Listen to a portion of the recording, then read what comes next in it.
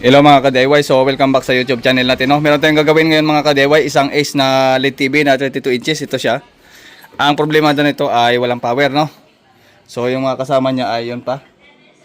Hindi pa natatapos. At yung isa kanina natapos na natin, yung LCD. Saksak natin, ang sabi nito ay walang power, no? Yun mga nakalagay sa listahan natin kanina.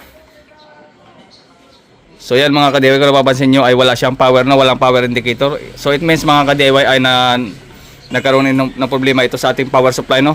Pag walang power o walang indicator, pwede mangyari na walang power yung ating power supply ng ating pinaka-board. So doon ang unang focus natin kapag magre-repair tayo o walang indicator o walang power yung ating TV. So ito yung mga ka-DIY Ace na 32 inches. Ang issue ay walang power. So dito sa likuran ay binaliktad na natin at ito yung kanyang model na 808. So basic na basic to. Model na 808 na Ace. So yan. No power. Okay, so unplug natin. Kahit pindutin natin yung power dito ay walang lumalabas. So hindi ko na ipapakita mga ka-DIY no, yung pagbukas kasi medyo mahaba-haba ito kasi medyo marami pa yung gagawin natin, no. So buksan ko lang muna yung likuran at tatanggalin natin yung mga screw. Remove yung lahat ng mga screw para ma-check natin yung board.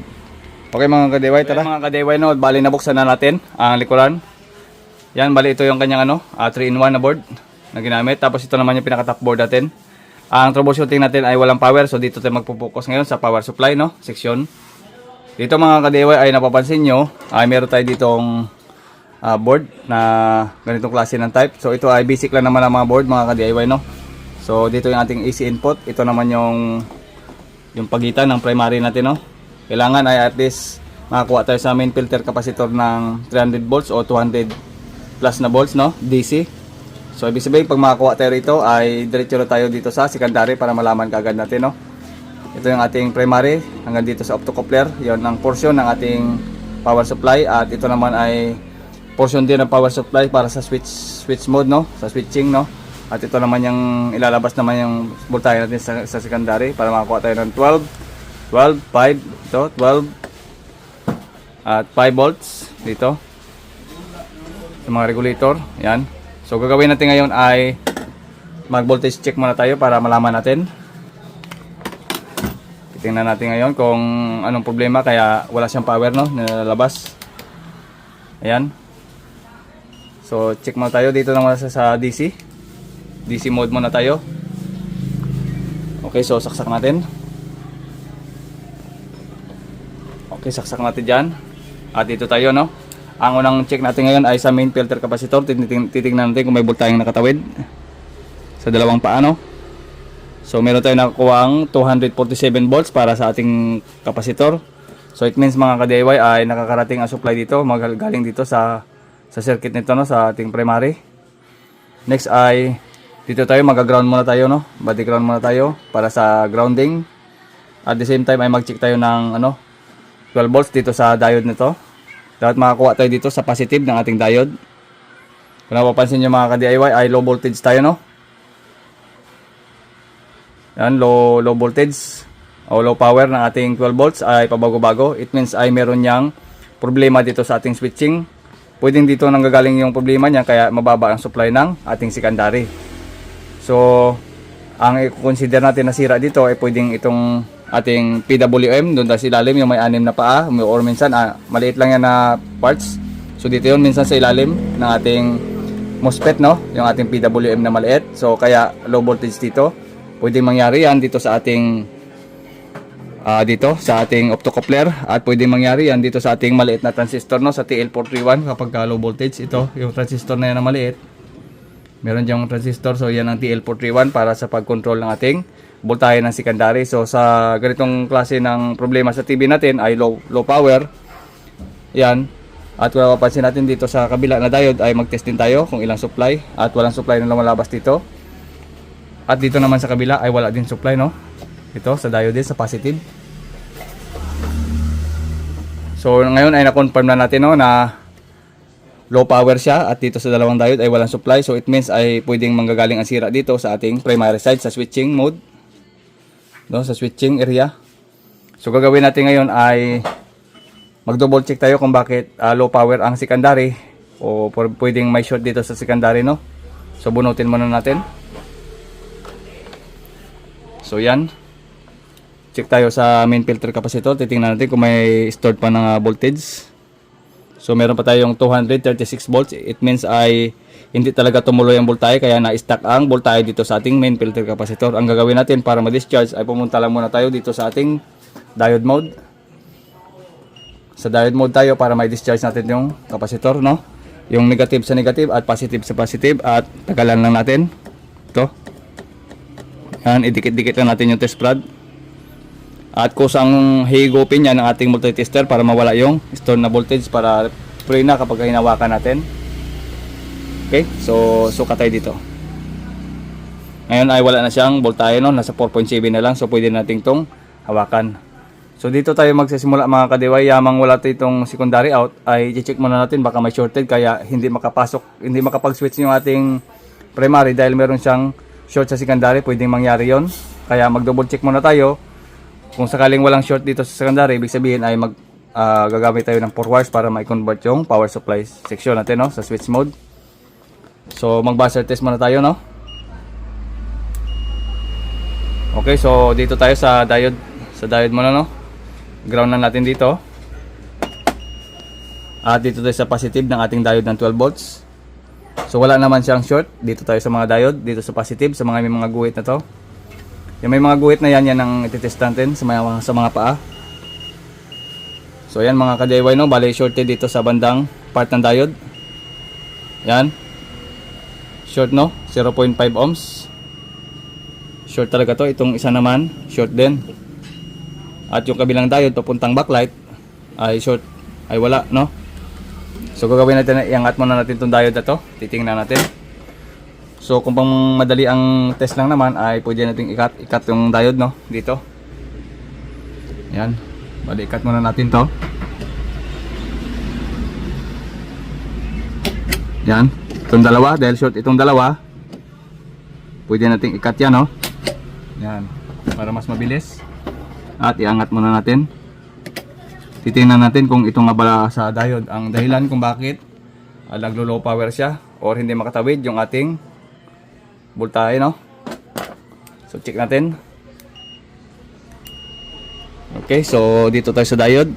Check tayo. Kailangan sa mga diode na mag-check ng mga ganito ay hindi dapat ito mag-buzzer.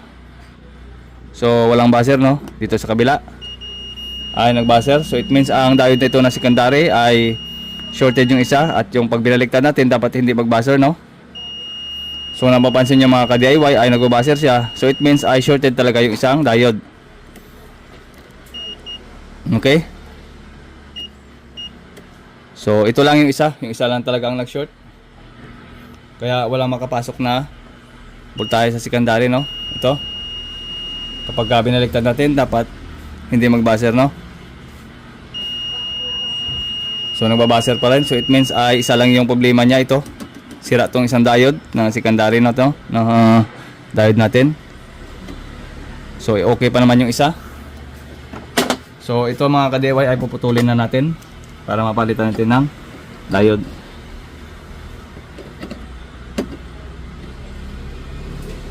So yan.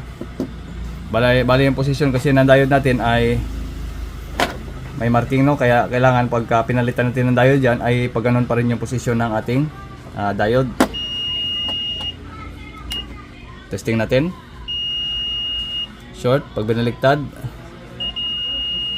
Short. Okay, so palitan natin to. So maghahanap lang tayo ng pamalit dyan mga ka-DIY, no. So ganito mga ka-DIY, no. So meron tayo dito nakita na scrap board. Ito lang ang gagamitin natin. Cut na lang natin to, no, para maidugtong natin dun sa itaas. So hindi ko na tinanggal sa mismong kaha, no. Ito, kakat lang natin. Tapos ay ilagay doon sa diode natin kanina na sira. Dito. So yan. Okay. So dito mga ka-DIY ay nag-double check pa tayo, no, na isang diode pa. Meron pang short, no, na nakita natin dito na part. Maliit lang to. Yan, no. Check natin dito itong maliit na diode. Ito, sa ilalim. Yan, nag-check pa tayo dito. Bandang ilalim, no? Yan. Ito. Bandang ilalim, short din.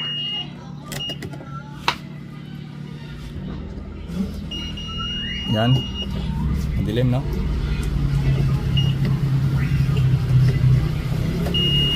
So ito, shorted.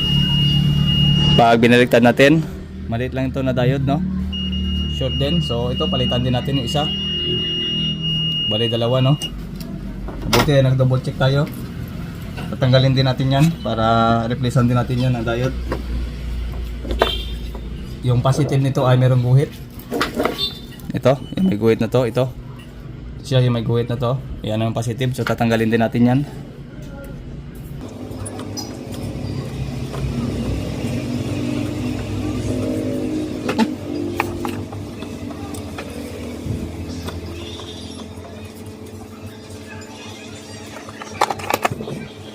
Ang natin, tingnan natin kung short nga.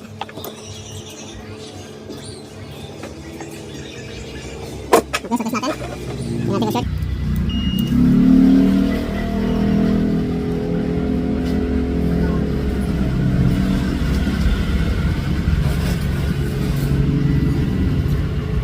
So hindi naman siya short mga ka-DIY, no?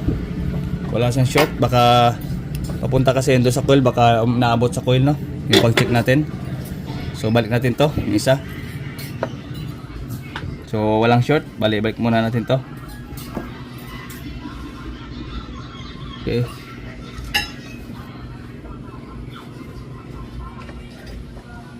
So nagdo-double check tayo para malaman natin kung may mga short pa bago natin isaksak uli.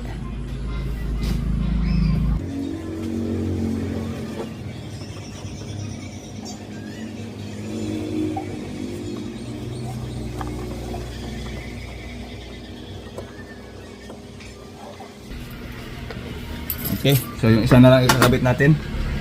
Yung isang diode.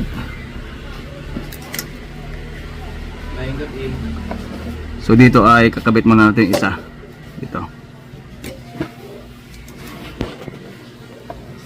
Yan.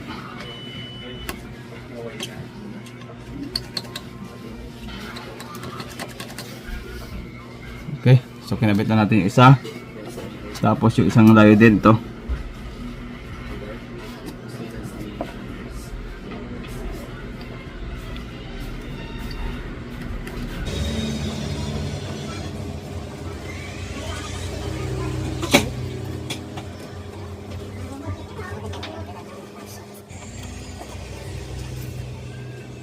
Okay, so medyo marumi lang yung ano natin, no, pagkahinang. Okay na yan sa mga ka-DIY, no. So check tayo mga ka-DIY dito sa ating ano, secondary uli kung may short pa. So ground tayo, tapos dito tayo sa diode uli. So wala na siyang ground mga ka-DIY, no, at hindi na shorted yung ating diode. Yan. Sa isa naman. So wala. So yun, okay. So ngayon mga ka-DIY, testing na natin, no. Subukan natin isaksak muna. Tingnan natin kung magkakaroon siya ng power. Ito. Saksak natin. So yun, nagkaroon na siya ng power, no. Ngayon is power on natin. Punto tuloy. Yun, nawala yung ano, indicator. So yun mga ka-DIY, no, nag-power na siya, no. So ito na, bali nag-open na siya.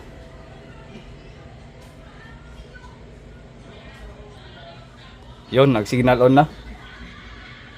So yun lang mga ka-DIY yung ating ginawa dito, no. So pinalitan natin ng ano, diode isang piraso. So yun, meron siyang power. At pwede natin isarado ito mga ka-DIY, no. So proceed tayo doon sa iba mamaya sa mga kasama nito. Okay, so takpan na lang natin to at okay nito mga ka-DIY. So ganun lang yung ginawa natin, no.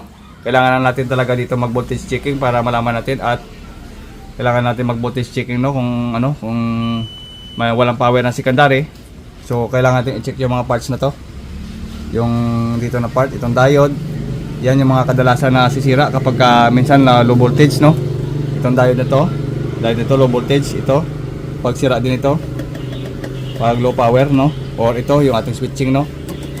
Yan, kaya minsan kapag okay ang ating secondary at mahina yung voltaheng lumalabas sa secondary, so pwedeng manggagaling dito sa ating MOSFET at saka PWM ng ating primary. So ganun lang ang pagka-trace ng mga ganitong klase na sira kapag walang power, no? Okay. Malinis yung board at walang tama. Malinis yung LCD, walang tama, no? Okay. So hanggang dito lamang mga ka-DIY yung ating video at maraming salamat sa inyong panonood. This is JM Tutorial. Bye-bye.